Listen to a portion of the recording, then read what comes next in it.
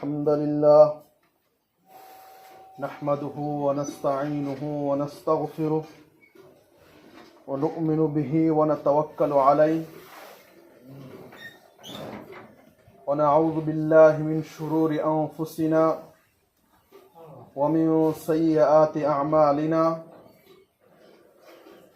من يهده الله فلا مضل له ومن يضلل فلا هادي له وأشهد أن لا إله إلا الله وحده لا شريك له وأشهد أن محمدا عبده ورسوله أما بعد فإن خير الحديث كتاب الله وخير الهدي هدي محمد صلى الله عليه وسلم وشر الأمور محدثاتها وكل محدثة بدعة وكل بدعة ضلالة وكل ضلالة في النار.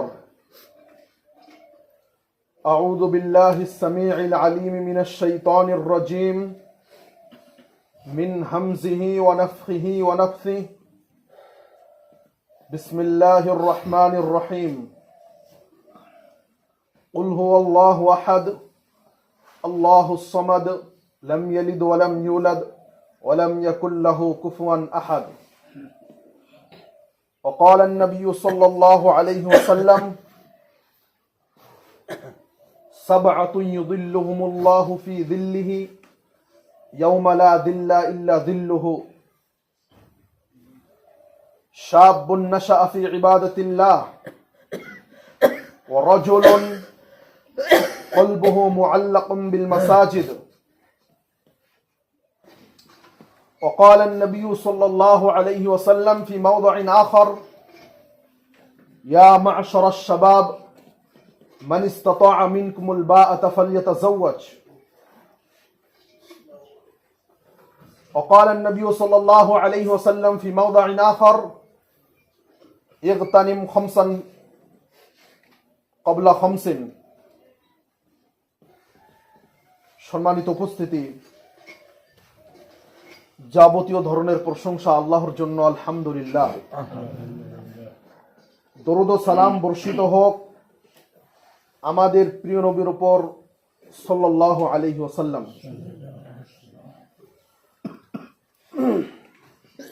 আজকের জুমার খুতবায়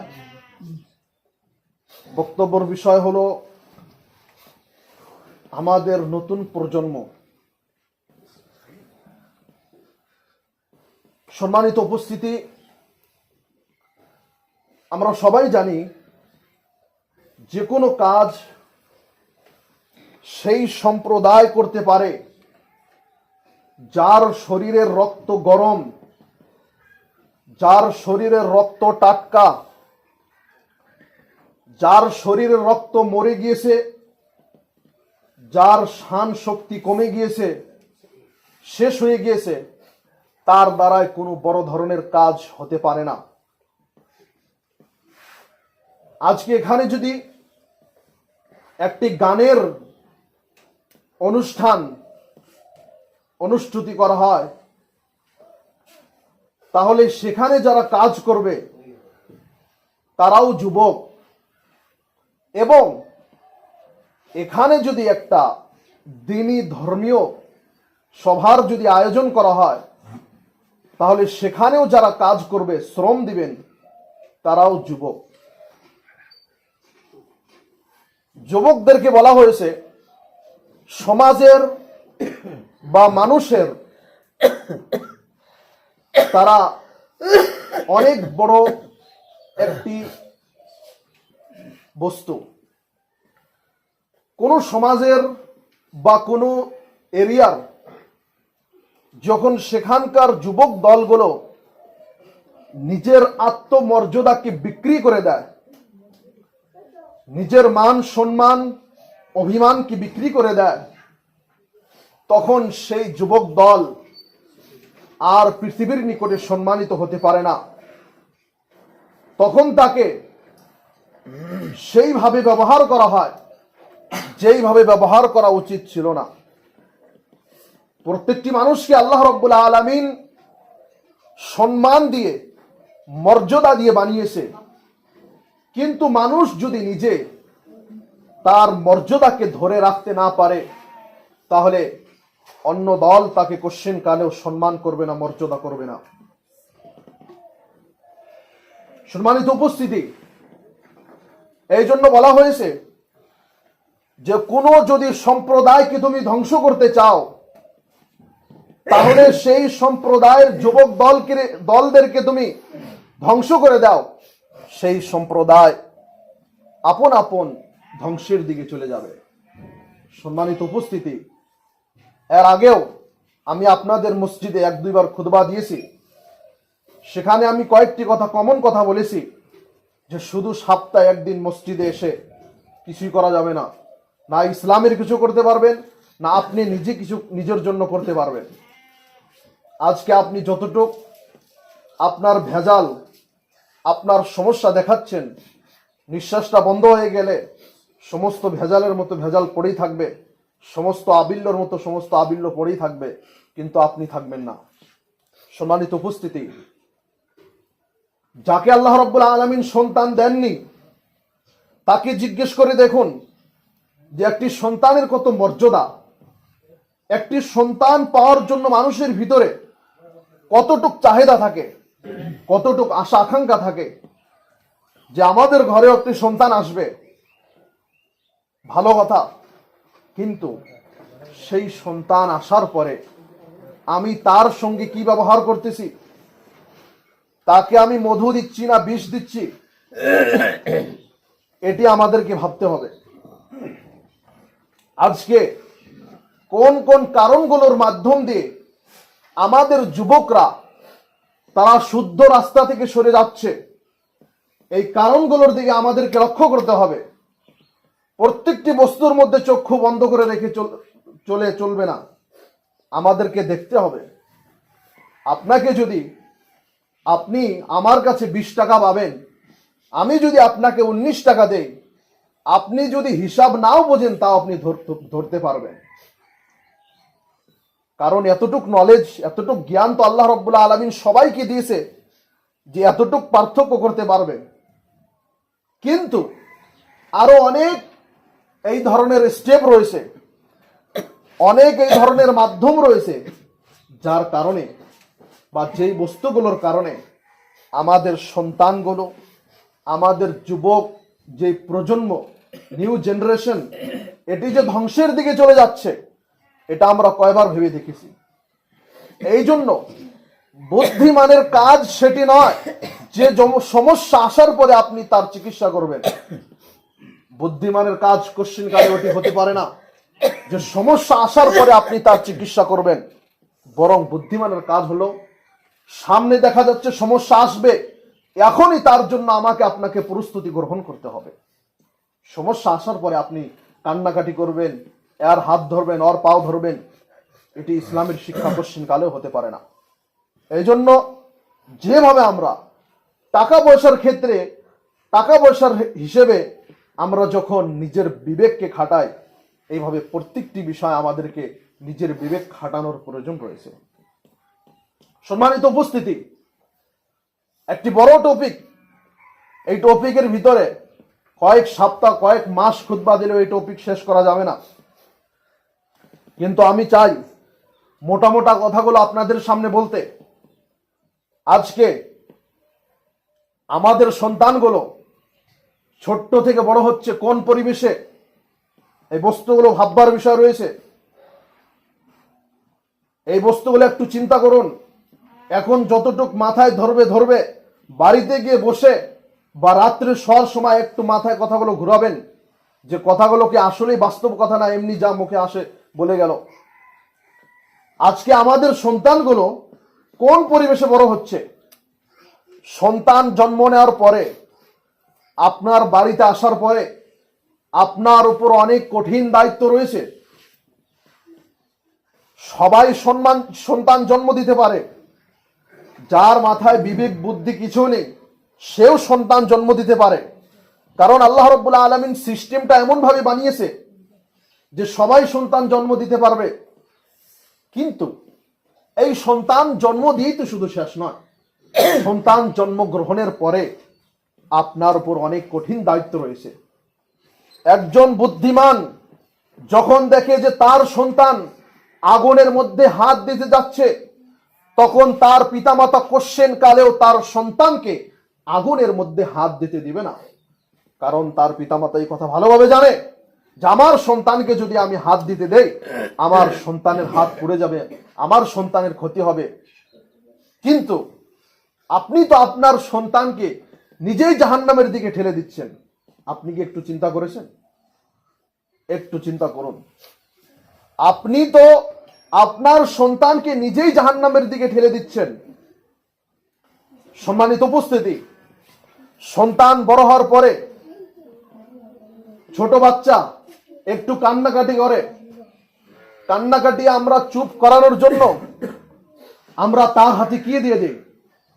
আমরা তার হাতে দিয়ে দেই জাহান্নামের একটি টুকরা, আগুনের একটি টুকরা। তার হাতে আমরা মোবাইল দিয়ে দিই।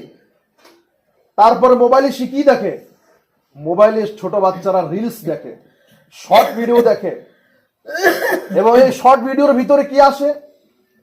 শর্ট ভিডিওর ভিতরে হাসাহাসি, আরো অনেক ধরনের বাজে কাজকর্ম, এই বস্তুগুলো আসে। একটি ছোট্ট বাচ্চা যখন এই বস্তুগুলো দেখবে, তার ব্রেনের ভিতরে, তার মাইন্ডসেটের উপরে অনেক গভীর প্রভাব পড়বে। এবং যেই সন্তানটা ছোট্ট বয়স থেকে কর্তব্য ছিল যে তাকে ন্যাচুরালি বড় করতে হবে, তাকে কুদরতি জিনিসের নিকটবর্তী রাখতে হবে, কিন্তু তাকে আপনি এখন থেকেই প্লাস্টিকের দুনিয়ায় ঢুকিয়ে দিলেন। তারপর আর একটু বড় হতে না হতে আপনার সন্তান মোবাইলের জন্য জিদ করলো। আপনি অনেক কষ্ট করে টাকা পয়সা দিয়ে আপনার সন্তানকে মোবাইল কিনে দিলেন এবং আপনি মানুষের সামনে বলতেছেন যে আমার সন্তান মোবাইলে এই ফাংশন জানে, এই ফাংশন জানে, আমি কিছুই জানি না। আপনি প্রশংসা করতেছেন একটি ভুল বস্তু নিয়ে। কেন এই বস্তুগুলিকে আমাদের মাথায় ধরে না? যারা মোবাইল সৃষ্টি করেছে তাদের কথাও তো একটু জেনে নিন। মার্ক জুকারবার্গ, যিনি ফেসবুক বানিয়েছে, তার ইন্টারভিউ আছে, আপনারা শুনতে পারেন। তার ইন্টারভিউর ভিতরে তিনি বলেছেন যে আমার সন্তানকে 20 বছর হওয়ার আগে আমি সন্তানকে মোবাইল দিব না। তেমনি ভাবে বিল গেটস, যিনি মাইক্রোসফট কোম্পানির মালিক, তারও একই বক্তব্য যে আমার সন্তানকে 20 বছর বয়স হওয়ার আগে আমি সন্তানকে মোবাইল দিব না। কারণ 20 বছর বা 18-19 বছর বয়স পর্যন্ত সে এখনো ভালো মন্দ পার্থক্য করতে পারে না। তার কানের ভিতর দিয়ে, তার চোখ দিয়ে বিষ ঢুকতেছে। আর আমরা কেমন পিতামাতা যা আমরা দেখেও না দেখার ভাব ধরে থাকতেছি। সম্মানিত উপস্থিতি, সেই কথাটা আমি আবার বলবো যে প্রবলেম বা সমস্যা যখন দূরে থাকবে, দেখা যাচ্ছে যে সমস্যা আসবে, তখনই সেই সমস্যার জন্য আমাদেরকে প্রস্তুতি গ্রহণ করতে হবে। সমস্যা আসার পরে কান্নাকাটি করলে চলবে না। সমস্যা আসার পরে কান্নাকাটি করলে চলবে না। একজন সন্তান একদিনে মোবাইলের নিশাযুক্ত হয় না।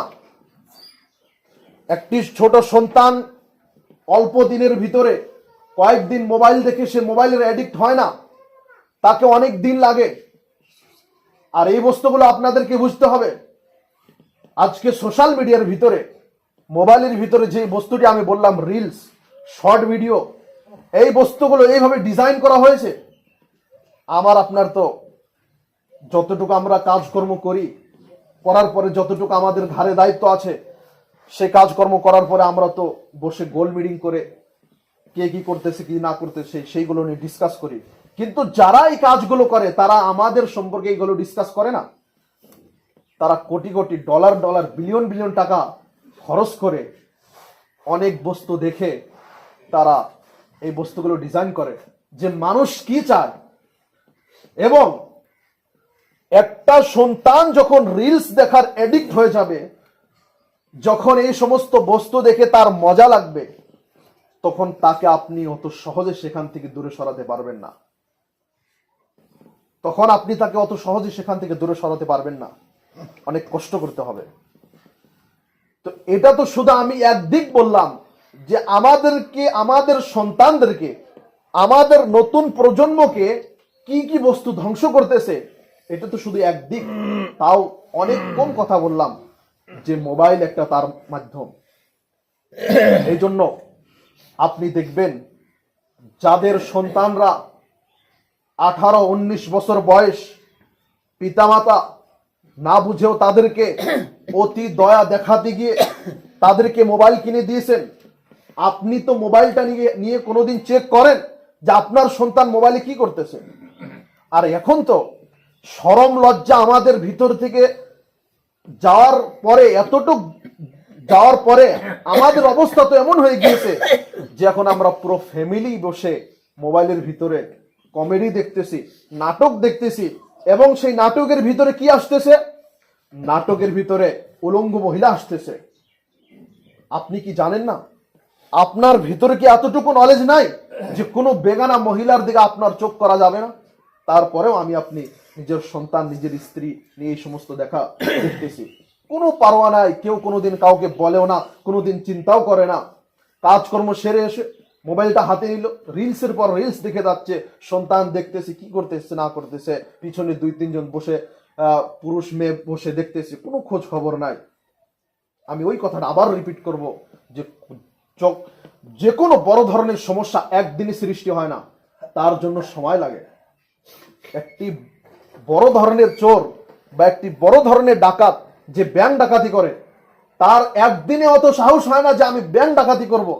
সে অনেক ছোট ছোট বস্তু চুরি করে তারপর তার সাহস, তার কনফিডেন্স লেভেল এত উপরে যায় যে সে একদিন ব্যাংক ডাকাতি করে ফেলে।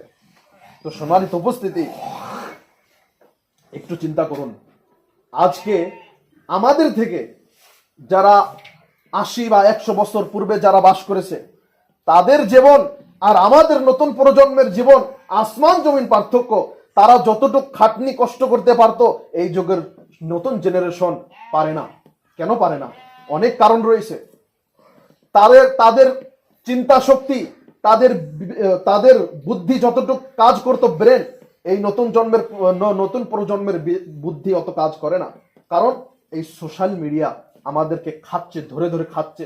যেমন ভাবে একটা সাপ একটা মুরগির বাচ্চাকে ধরে খায়, সেইভাবে আমাদেরকে খাচ্ছে, আমাদের সন্তানদেরকে খাচ্ছে। আপনি বাহির থেকে ফিজিক্যালি দেখতেছেন সে মানুষ, কিন্তু তার ভিতরটা খোকলা হয়ে যাচ্ছে। আপনি কেন চিন্তা করেন না?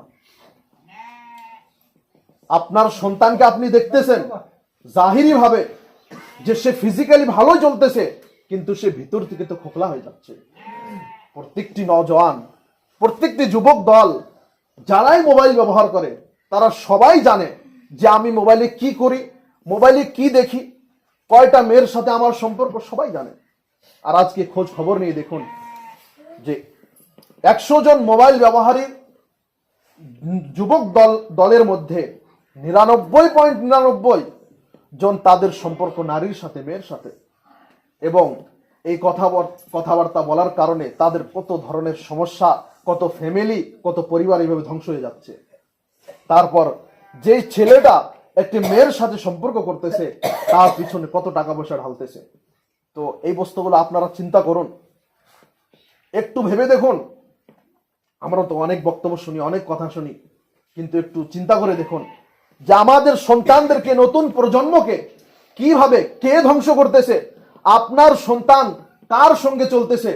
সে আপনার সন্তানকে মিষ্টির ভিতরে বিষ ঢুকিয়ে তো খাওয়াচ্ছে না। শুধু যেই বিষটা খেলে মানুষ মরে যায়, সেটাই শুধু বিষ নয়, দুনিয়ার ভিতর আরো অনেক বিষ রয়েছে যে মানুষের আত্মমর্যাদাকে, মানুষের মানসিকতাকে মেরে দেয়। এই ধরনের আরো অনেক বিষ রয়েছে। তার মধ্যে একটি বিষ হচ্ছে মোবাইল। আর এই বস্তুগুলো এই জন্যই বলার প্রয়োজন রয়েছে।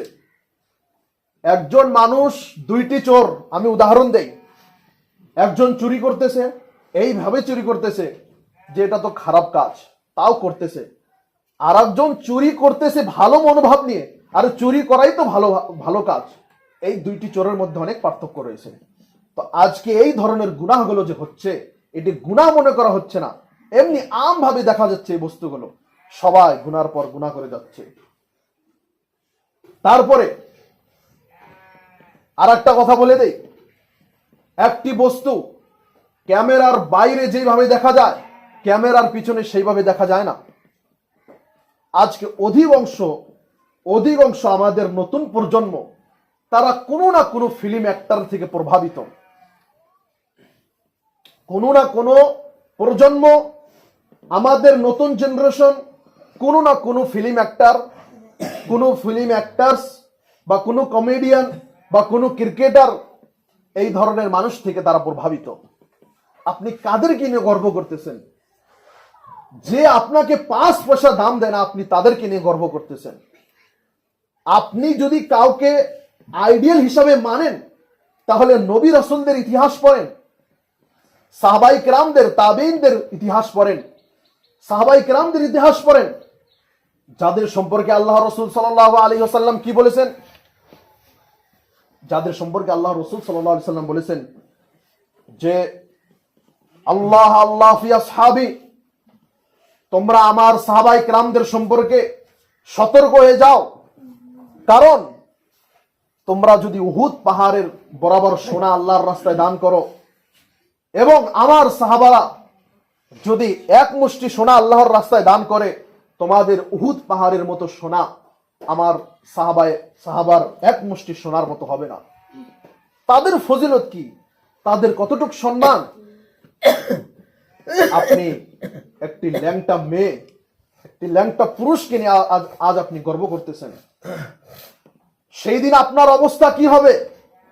যেই দিন আপনাকেও সেই ল্যাংটা পুরুষের সাথে আপনার হাসর নাসর হবে, যেই দিন ফিরআউনের সাথে, হামানের সাথে, নমরুদের সাথে, এই ধরনের মানুষের সাথে যেদিন আপনার হাসর নাসর হবে, সেই দিন আপনি কি করবেন? সম্মানিত উপস্থিতি, আল্লাহ রাব্বুল আলামিন আমাদেরকে যে জীবন দিয়েছে, এই জীবনটাই অনেক বড় একটা নিয়ামত। উদাহরণস্বরূপ, একটি গাড়ি অ্যাক্সিডেন্ট হলো, অ্যাক্সিডেন্ট হওয়ার পর, অনেক বড় অ্যাক্সিডেন্ট হলো, গাড়িটা ভাঙচুর হলো, তারপরে গাড়িটা উঠিয়ে দেখা হলো যে আপনি এখনো মরেন নাই, আপনি বেঁচে আছেন। তো মানুষ কি বলবে? মানুষ এটাই বলবে যে অমুকের ভাগ্য ভালো, অমুক বেঁচে গেল। কি জন্য ভাগ্য ভালো? সে নতুন জীবন পেল, সে নতুন জীবন পেল, এই জন্য ভাগ্য ভালো। আর আপনি তো অ্যাক্সিডেন্টই হননি, আপনি তো আপনার জীবন নিয়ে কন্টিনিউ চলতেই রয়েছেন। তাহলে আপনাকে কি আল্লাহ রাব্বুল আলামিনের শুকরিয়া আদায় করতে হবে না? সম্মানিত উপস্থিতি, আজকে পরিবেশ যতটুকু খারাপ, আজ থেকে 20 বছর পরে পরিবেশ আরো খারাপ হয়ে যাবে। আজকে মসজিদগুলোর সামনে আজ থেকে 40 বছর বা 10 বছর এর আগেও কারো ক্ষমতা ছিল না যে নামাজের সময় মসজিদের সামনে মোবাইল চালাবে বা মসজিদের সামনে আড্ডা দিবে, কিন্তু আজকে এই ধরনের পরিবেশ হয়ে গিয়েছে। কেন হয়ে গেছে? আমরা দুর্বল হয়ে গিয়েছি। আমাদের ভিতরে আমাদের বাক শক্তিকে আল্লাহ রাব্বুল আলামিন সংকীর্ণ করে দিয়েছে, আমাদের ইমানের শক্তিকে আল্লাহ রাব্বুল আলামিন দুর্বল করে দিয়েছে। আমরা একটা ভুল দেখার পর এখন বলতে পারি না। কেন বলতে পারি না? যে আমি নিজেই তো ভুলের পথে রয়েছি, আমি কিভাবে বলবো? অতটুক সাহসী হয় না আমাদের ভিতরে। সম্মানিত উপস্থিতি, সবাই যদি চিন্তা করি যে সে তার ভুল সে করতেছে, আমি কি করব, সবাই যদি একই চিন্তা করি, তাহলে সবাই তো একসাথেই আমরা চলে যাব ধ্বংসের দিকে। আর যখন আল্লাহ রাব্বুল আলামিনের তরফ থেকে আযাব বা ধ্বংস আসবে, তখন তো শুধু বেছে বেছে আসবে না যে অমুককে আযাব দেব, অমুককে আযাব দিব না, সবার উপর একসাথে এক রাহে আযাব আসবে। সম্মানিত উপস্থিতি, আমি জানি না কতটুকু আপনাদেরকে বোঝাতে পারলাম যে সোশ্যাল মিডিয়া, আল্লাহর ওয়াস্তে নিজের সন্তানকে দিবেন না, নিজের সন্তানকে দিবেন না সোশ্যাল মিডিয়া, মোবাইল দিবেন না। এটি বাহ্যিকভাবে দেখা যাচ্ছে আপনার সন্তানকে মোবাইল দিচ্ছেন, কিন্তু আপনার সন্তান সেখান থেকে আগুন ঢুকাচ্ছে নিজের ভিতরে, ভাইরাস ঢুকাচ্ছে, এবং এই ভাইরাসগুলো বড় হওয়া পর্যন্ত তার ভিতরে থেকে যাবে। তারপর আরো একটা কথা বলে দেই, ছোট বাচ্চাদের, সন্তানদের, তাদের সাইকোলজি কি, তাদের মানসিকতা কি? তাদের মানসিকতা হচ্ছে যে তারা কপি করে, পিতামাতা যা করবে সন্তানও তাই করবে। আপনি ছোট বাচ্চাদেরকে অনেক বস্তু বলে করাতে পারবেন না, কিন্তু দেখতেছেন যে আপনি করতেছেন, আপনার সন্তানের ভিতরে এই ধরনের আল্লাহ রাব্বুল আলামিন সিস্টেম বানিয়ে দিয়েছে যে আপনার সন্তান আপনার দেখা দেখি সে কাজটি করবে। এটি আল্লাহ রাব্বুল আলামিন ছোট বাচ্চাদের সাইকোলজি ভাবে বানিয়ে দিয়েছে। তো আপনি যদি আপনার সন্তানকে এখন থেকে যদি মোবাইল এডিক্ট বানিয়ে দেন, তাহলে আপনি বলেও সেটি কাজ করতে পারবেন না। এই জন্য অনুরোধ করব, নিজের সন্তানদেরকে এই জাহান্নামের টুকরা থেকে বাঁচান, নিজের সন্তানদেরকে এই জাহান্নামের আগুন থেকে বাঁচান। আল্লাহ রাব্বুল আলামিন কোরআনের ভিতরে বলেছেন, ইয়া আইয়ুহাল্লাযীনা আমানু কু আনফুসাকুম ওয়া আহলিকুম নারা ওয়াকুদুহা আন-নাস ওয়াল হিজারা, যে তোমরা নিজেরা নিজেদেরকে নিজের পরিবারদেরকে জাহান্নামের আগুন থেকে বাঁচাও, যার ইন্ধন হবে মানুষ এবং পাথর। সম্মানিত উপস্থিতি, আল্লাহ রাসূল সাল্লাল্লাহু আলাইহি সাল্লামের স্পষ্ট হাদিস, কুল্লুকুম রাইন ওয়া কুল্লুকুম মাসউলুন আন রাইয়াতিহি, যে তোমাদের মধ্যে প্রত্যেকেই দায়িত্ববান এবং প্রত্যেককে নিজের দায়িত্ব সম্পর্কে কিয়ামতের দিন জিজ্ঞেস করা হবে। আপনাকে আল্লাহ রাব্বুল আলামিন দুইটা সন্তান দিয়েছে, এই দুইটা সন্তান সম্পর্কে আপনাকে জিজ্ঞেস করা হবে যে আপনি আপনার সন্তানের কিভাবে লালন পালন করেছে। আপনি বাহ্যিকভাবে ভাবলেন যে আমি কাজকর্ম ভালো কাজকর্ম করে ভালো মন্দে খাচ্ছি, ফ্যামিলিকে খিলাচ্ছি, আমার দায়িত্ব শেষ, কোশ্চেন কালেও নয়।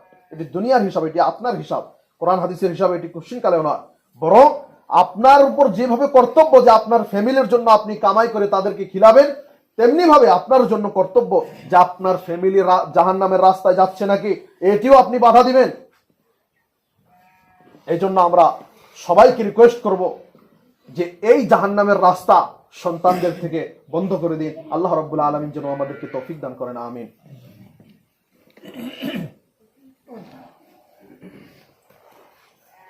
আলহামদুলিল্লাহি ওয়াহদাহু ওয়াসসালাতু ওয়াসসালামু আলা মান লা নাবিয়্যা বা'দাহু, আম্মা বা'দ। সম্মানিত উপস্থিতি, আজকে আমাদের নতুন প্রজন্মকে যে বস্তুগুলো ধ্বংস করতেছে, যার মধ্যে একটি বড় মাধ্যম বললাম সোশ্যাল মিডিয়া, এবং আরো একটি বড় মাধ্যম যেটি দেখেও আমরা না দেখার ভাব ধরি, শুনেও না শোনার ভাব ধরি, সেটি হলো আমাদের শিক্ষা ব্যবস্থা। সেটি হলো আমাদের শিক্ষা ব্যবস্থা।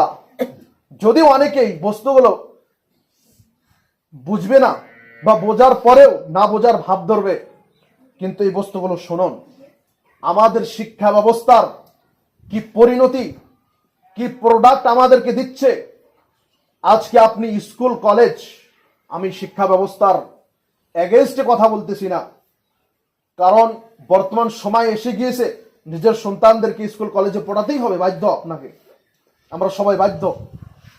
কিন্তু এই শিক্ষা ব্যবস্থা আমাদেরকে কি দিয়েছে? আমাদেরকে দিয়েছে যে সন্তান ছেলে মেয়ে একসাথে স্কুলে যাবে, একসাথে ক্লাস করবে, একসাথে স্কুল থেকে আসবে, রাস্তায় অনেক ধরনের আড্ডা মারবে, এই সমস্ত কাজ চলতেছে। সম্মানিত উপস্থিতি, এই কথা নিয়ে আমি আপনাদেরকে ভালোভাবে বুঝাতে চাই। সন্তানদেরকে, স্টুডেন্ট, ছাত্র, তাদেরকে হাজার দিন বোঝানোর পরে, যেহেতু আমি নিজে একটা ছোট মোটো শিক্ষক, কিছু হলে অভিজ্ঞতা রাখি, আমি হাজার দিন বোঝানোর পরেও একটি বস্তু লাইনে আনা অনেক কঠিন হয়ে যায়। আর এমন শিক্ষা ব্যবস্থা, যে শিক্ষা ব্যবস্থায় কোশ্চেন কালেও তাদের মাথায় কোনোদিন জ্ঞানের কথা রাখা হয় না, শুধুমাত্র সিলেবাস পড়ো, গাধার মতো পরীক্ষা দাও, পাশ করো, সার্টিফিকেট নিয়ে চলে যাও। তার মানসিক ডেভেলপ কোনোদিন কেউ করে না, তার পার্সোনালিটি ডেভেলপ কোনোদিন কেউ করে না। আপনি দেখেন, চিন্তা করে দেখেন, আজকে যারা স্কুল কলেজে, ছোট হোক বড় হোক, 100-র মধ্যে 90%, আমি সবাই বলি না যে সবাই খারাপ, অনেক স্কুল কলেজের ছাত্র এমন রয়েছে অনেক পরহেজগার, 5 ওয়াক্ত সালাত আদায় করে, তাহাজ্জুদের নামাজও পড়ে। আমি সেটি বলতেছি না, আমি বলতেছি অধিকাংশ 90% সন্তানরা তাদের সম্পর্ক মেয়ের সাথে, জেনা, ব্যভিচার আম হয়ে যাচ্ছে। ক্লাসের মধ্যে টিচার না থাকলে তাদের ভিতরে অনেক ধরনের ফাহেশ কথা, এবং গোপনে আরো কি করে সেইগুলো তো আমাদের চোখের বাইরে।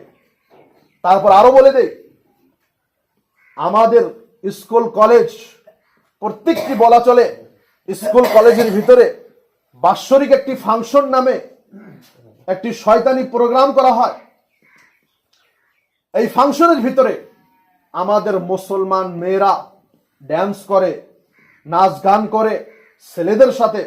সম্মানিত উপস্থিতি, অনেক বস্তু আমরা শরমের ভাবে না বলি না শুনি।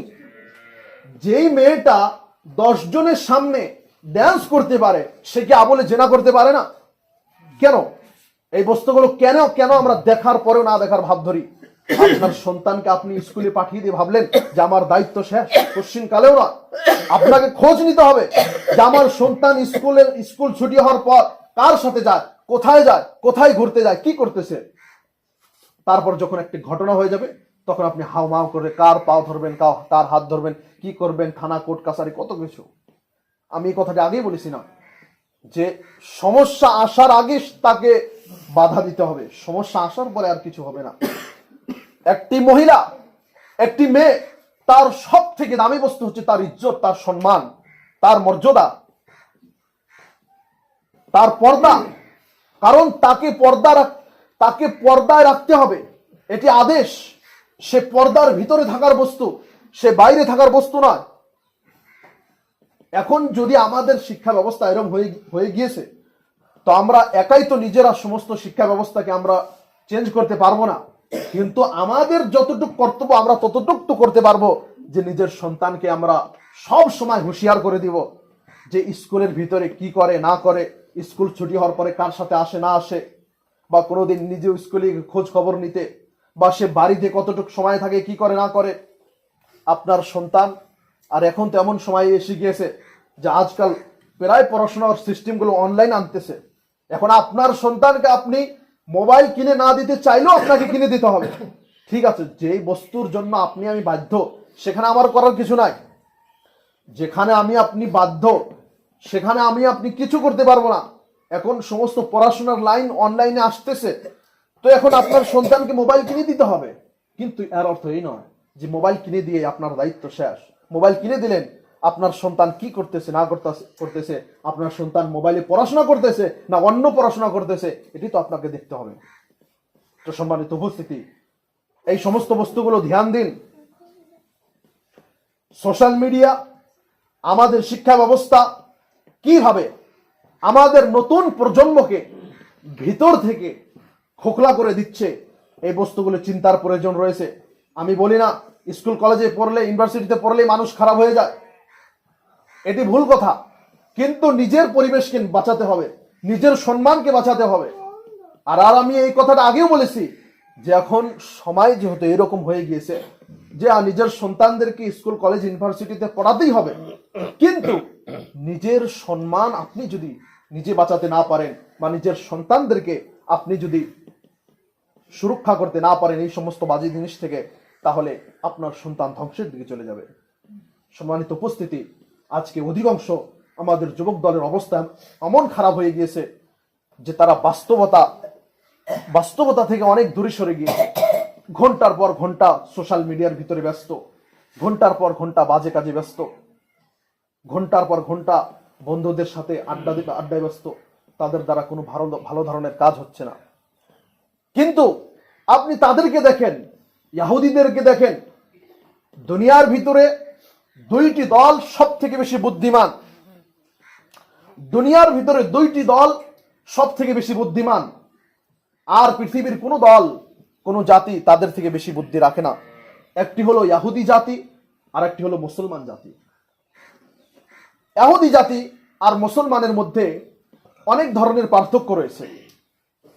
আমরা সালাতের মধ্যে সূরা ফাতিহা পড়ি, সূরা ফাতিহার ভিতরে বলা হয়েছে গায়রিল মাগযুবি আলাইহিম ওয়ালাজ যাল্লিন। এই মাগযুব মানে হচ্ছে যাদের উপর আযাব দেওয়া হয়েছে, যাদেরকে ধ্বংস করে দেওয়া হয়েছে।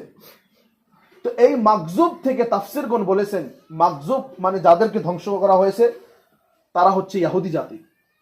আমরা একটা বিখ্যাত ঘটনা জানি যে অনেক মানুষকে, যাদেরকে সপ্তাহে একটি নির্দিষ্ট দিনে মাছ মারা নিষেধ ছিল, মাছ মারার কারণে তাদেরকে শূকর এবং বানর বানিয়ে দেওয়া হয়। তো তারা কারা ছিল? তারা ইহুদি জাতি ছিল। আর সূরা ফাতিহার লাস্টে বলা হয়েছে ওয়ালাজ যাল্লিন। ওয়ালাজ যাল্লিন মানে পথভ্রষ্ট, জাহিল, মূর্খ, কিছুই জানে না, তারা হচ্ছে নাসারা। খ্রিস্টান। তো ইহুদি এবং মুসলমান এই দুইটি জাতি অনেক ধরনের অনেক বিদ্যা বুদ্ধি রাখে, সব থেকে বেশি। কিন্তু এই দুইটি দলের মধ্যে একটি বুনিয়াদি পার্থক্য হচ্ছে যে মুসলমান চায় যে ইসলামের কারণে যেই লাভটা আমার হবে, আমার অন্য ভাইয়েরও, আমার হিন্দু ভাইয়ের, আমার সমস্ত জাতির মানুষের জন্য এই লাভটা হয়। কিন্তু ইহুদি জাতি চায় যে ধর্মের কারণে শুধু আমাদেরই লাভ হোক আর অন্য কারো লাভ যেন না হয়। আপনি এমন কোন ইহুদিকে দেখতে পারবেন না যে ইহুদির মুখে দাড়ি নাই, কারণ তারাও তো আহলে কিতাব, তাদেরকেও তো তাওরাত জাবুর অনেক কিতাব দেওয়া হয়েছে, তাদের শরীয়তের ভিতরে অনেক কথা কমন রয়েছে ইসলামের সাথে। কোন ইহুদি 100-র মধ্যে 99% ইহুদিকে আপনি দেখবেন তারা দাড়ি রাখে, কারণ তাদের ধর্মীয় কিতাবে লেখা রয়েছে। প্রত্যেকটি ইহুদি হোটেলের ভিতরে একজন করে তাদের ইহুদিদের যারা আলেম তাদেরকে রাখা রয়েছে, যারা শুধু কি জবে করতেছে, এটি হালাল হলো না হারাম হলো এটি চেক করার জন্য। কারণ তারা নিজের দিন সম্পর্কে, মাযহাব সম্পর্কে এত শক্ত, কারণ তারা জানে যে নিজের দিনকে ধরে রেখে দুনিয়া এবং আখিরাতে সফলতা পাবে। কিন্তু সফলতা তো আখিরাতে তাদের জন্য নয়, মুসলমানদের জন্য রয়েছে। তো সম্মানিত উপস্থিতি, মুসলমান যখনই ইসলাম থেকে, ফিতরত থেকে, আল্লাহ রাব্বুল আলামিন যেভাবে ফিতরতগতভাবে মানুষকে সৃষ্টি করেছে, ফিতরত থেকে মানুষ যখনই দূরে সরে যাবে তখনই তার উপর নানা ধরনের সমস্যা এসে যাবে। এবং আজকে এই সোশ্যাল মিডিয়ার কারণে আমাদের সবর, আমাদের ধৈর্যর লেভেলটা অনেক কমে গিয়েছে।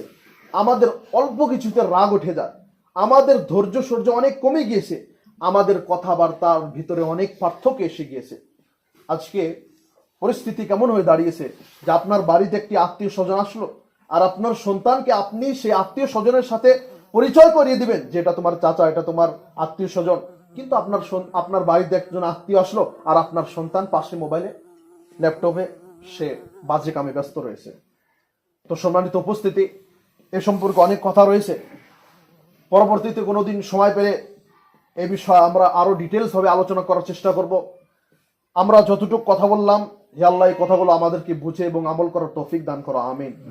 হে আল্লাহ আমাদের বিবেক বুদ্ধিকে তুমি বাড়িয়ে দাও, যাতে করে আমরা ভালো এবং মন্দর মধ্যে পার্থক্য করতে পারি, আমিন। হে আল্লাহ আমাদেরকে তুমি হক বোঝার তৌফিক দান করো, আমিন। আমাদেরকে মরা পর্যন্ত তুমি সিরাতুল মুস্তাকিমের উপরে রাখো, আমিন। হে আল্লাহ দুনিয়ার সমস্ত ধরনের ফিতনা থেকে আমাদেরকে রক্ষা করো, আমিন। আখিরাতের ফিতনা থেকে আমাদেরকে তুমি রক্ষা করো, আমিন। মরণের ফিতনা থেকে আমাদেরকে তুমি, আমাদের মরণের সময় যে ফিতনাগুলো মানুষকে ধরে সেই ফিতনা থেকে আমাদেরকে তুমি বাঁচিয়ে রাখো, আমিন।